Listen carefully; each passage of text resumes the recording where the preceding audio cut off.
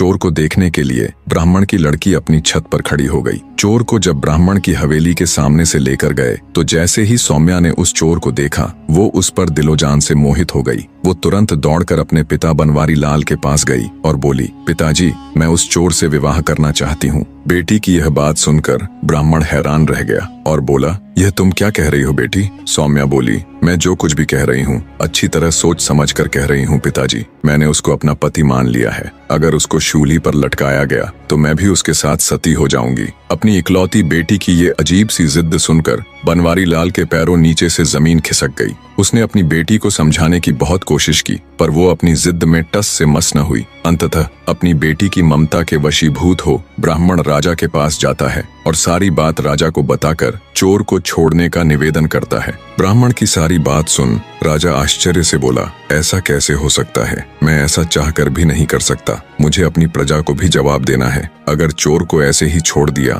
तो सब नगरवासी क्या कहेंगे? कोई हल न मिलने पर बेचारे ब्राह्मण ने वापस घर जाकर अपनी बेटी को बहुतेरा समझाया पर वो अपने निश्चय पर अटल थी। सौम्या के हठ का समाचार पूरे पास पड़ोस में फैल गया। उड़ती उड़ती बात चोर के कानों तक भी आ पहुंची। जब चोर को पता चला तो वह रोने लगा। तय समय और घोषणा के मुताबिक चोर को नगर के चौराहे पर ले जाया गया। चोर को फांसी होने का दृश्य देखने के लिए सारा नगर टूट पड़ा। चोर को जब शूली के पास लाया गया तभी सौम्या भी वहां आ गई। उसके बाल बिखरे हुए थे। उसने बिल्कुल एक वियोगिनी के जैसा वेश बना रखा था। भीड़ के बीच खड़ी हो उसने घोषणा की कि इस चोर को वह अपना पति मान चुकी है और उसके शूली पर चढ़ाए जाने के साथ ही वो भी सती हो जाएगी। उसकी घोषणा सुन वहां मौजूद नगर के लोग उसे समझाने लगे पर सौम्या ने किसी की भी बात नहीं मानी। चोर को जब इस सारी घटना का पता चला तो वह ठट्ठा कर हंस पड़ा कि वह सती होने वाली है।